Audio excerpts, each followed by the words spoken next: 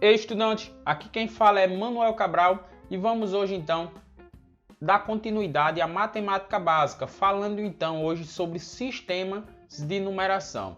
Esse sistema de numeração que quero falar é os sistemas que teve durante o processo da história da matemática, beleza? Então, vamos lá, vamos para a tela aqui do computador.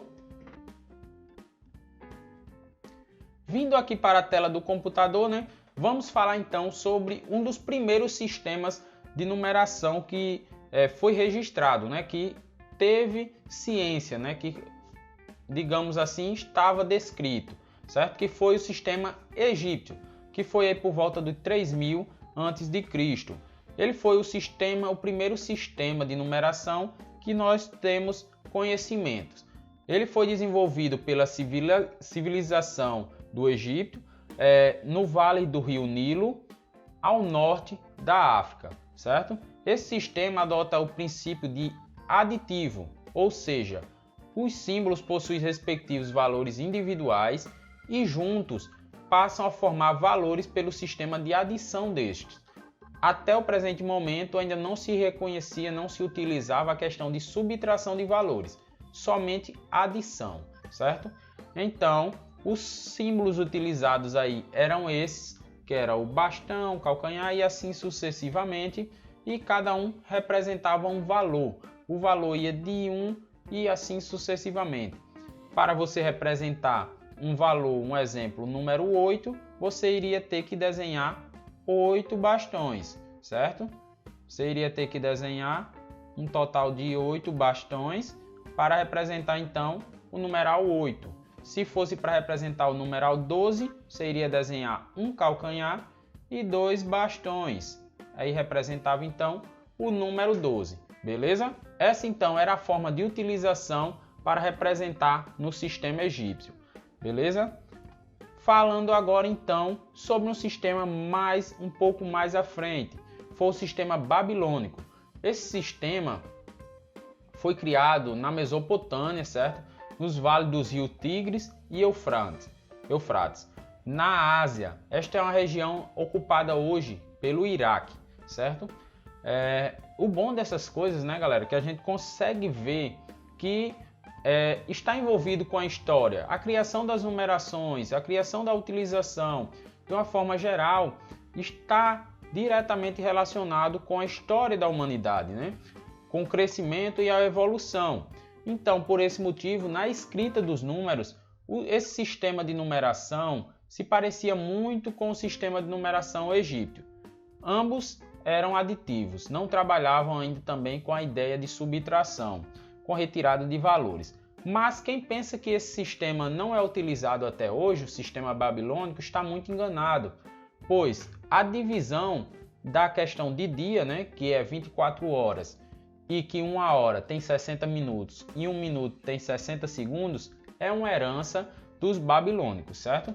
O sistema babilônico ele utiliza a base de 60 para a formação dos seus numerais. Abaixo, então, nós temos aqui a tabela, né?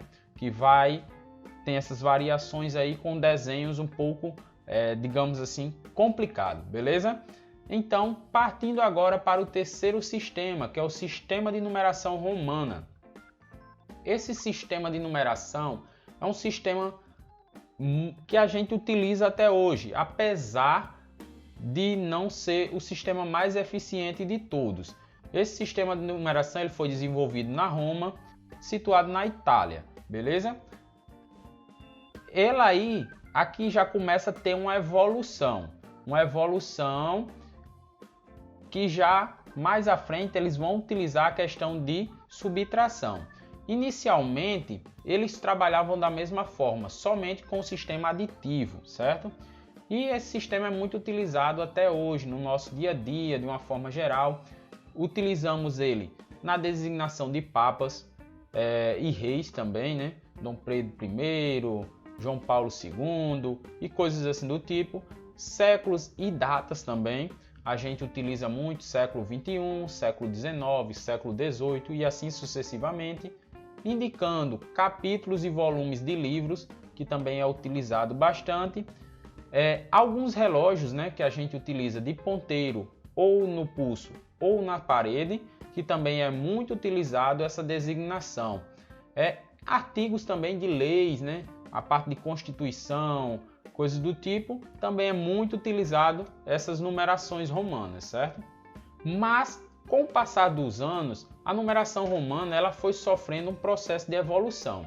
Inicialmente, né, como eu havia falado, eles também só trabalhavam com a parte aditiva, onde um mesmo símbolo poderia ser repetido 4 vezes, certo? Não poderia passar disso. E depois, posteriormente, eles fizeram algumas evoluções, onde passaram primeiramente para só poder utilizar o mesmo símbolo 3 vezes e começaram a utilizar o sistema de subtração, sistema subtrativo, certo? Como assim? Exemplos práticos aqui que a gente vê no nosso dia a dia, né? Inicialmente, o número 4 ele era representado por 4 letras I, né? Letras I maiúsculas, certo?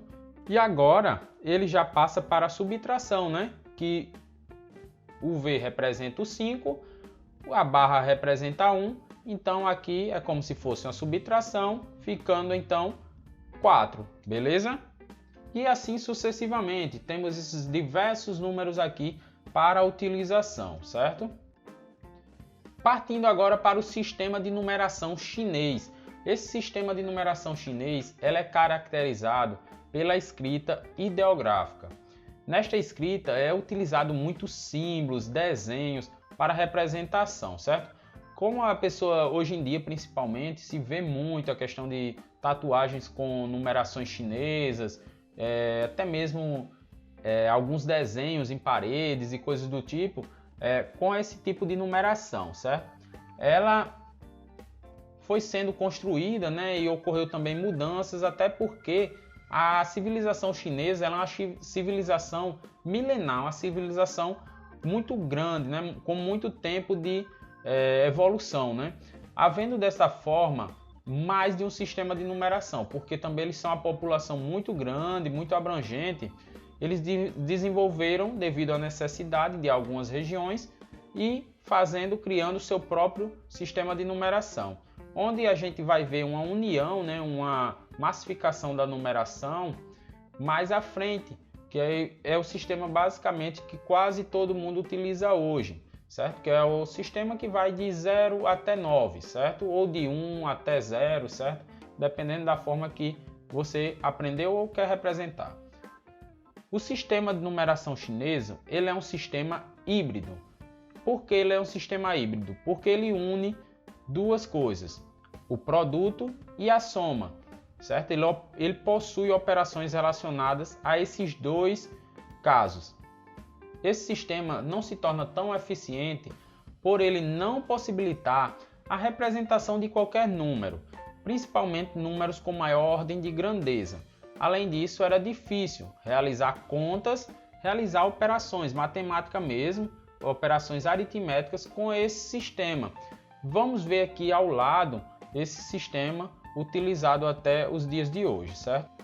O sistema basicamente utilizado é esse que está aqui ao lado, certo? Com essas representações numéricas aí. Basicamente, né, o sistema de numeração chinesa representado aí dessa forma. Agora falar então sobre o sistema de numeração maia. O sistema de numeração maia, ele é o seguinte, ele é baseado em símbolos, certo? Nós temos para o número 0, uma representação oval, parece uma concha, certo? Parecido com um caracol. E para os demais números, para o número 1, era a representação de pontos e assim sucessivamente.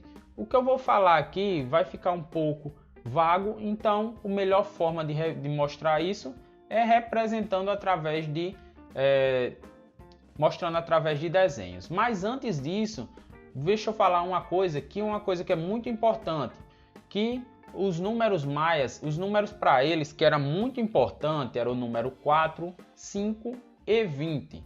Por quê? Eles tinham a ideia da seguinte coisa, representando então o 5. O 5 então para eles tinha uma representação da formação da mão, né? que é composta por 5 dedos, certo? E o número 4 estava ligado à soma de 4 unidades de 5. Por quê?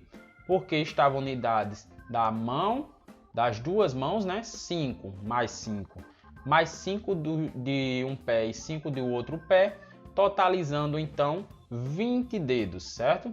Então, para ele, esses 3 números são muito importantes. E de acordo com a história, os cálculos maia foram os primeiros a utilizar a simbologia do zero, no intuito de demonstrar um valor nulo, que não existia nada, certo? Um valor vazio. Ele foi o primeiro sistema a utilizar, né? Vamos mostrar então na tela como é a representação numérica deles. A representação numérica deles é 0, 1, 2, 3, 4. Aí tipo representativo por ponto, né? 1 ponto, 2 pontos, 3 pontos, 4 pontos. E barra para o 5 e assim sucessivamente, beleza? Se for o 8, como tinha aqui, né, no exemplo, nós utilizaremos 3 pontos e uma barra, que totaliza 5 mais 3, 8, beleza? Então, falando agora sobre o sistema que a gente utiliza hoje, o nosso sistema índio-arábico. Esse sistema é utilizado em quase todo o mundo, certo? Quem criou esse sistema foram os hindus, que viviam no vale do rio Índio, onde hoje é conhecido como Paquistão, beleza? Eles conseguiram desenvolver o sistema de numeração que reunia as diferentes características dos sistemas anteriores, onde eles melhoraram e foram aprimorando durante o tempo. Tratava-se de um sistema posicional decimal. Posicional por quê? Porque o mesmo símbolo ele pode representar diferentes valores, dependendo da posição que esse número esteja. Como assim, Emanuel? Vamos supor então que o número 1, ele está posicionado aqui, ele é representativo de 1. Esse mesmo número, se estiver na segunda casa, ele já passa a ser 10. E se estiver na terceira, passa a ser 100 e assim sucessivamente, certo? Então ele depende da posição que o número vai estar. E ficou dividido em 10 símbolos, né? Do símbolo 0, 1, 2, 3, 4, 5, 6, 7, 8, 9, certo? 10 símbolos de 0 a 9. Mas esse sistema posicional decimal, criado pelos hindus, corresponde ao nosso atual sistema de numeração, que a gente utiliza e vamos utilizar durante o nosso decorrer aqui. Por terem sido os árabes os responsáveis pela divulgação desse sistema, ele ficou conhecido então como sistema índio-arábico, certo? Representando então os símbolos na evolução ao longo do tempo. Esses símbolos começaram dessa forma, vendo aqui que quando começaram não tinha o valor nulo, o valor de 0, né? E com o tempo foi sofrendo evoluções, né? Até chegar ao atual, ao que utilizamos hoje em dia. E então, galera, por hoje ficamos por aqui e vamos utilizar aí o nosso sistema índio-arábico para fazer todos os cálculos aí ao longo do ano, certo? Ao longo aí das provas de vocês, para crescermos aí. E por hoje então ficamos por aqui e nos vemos na próxima videoaula.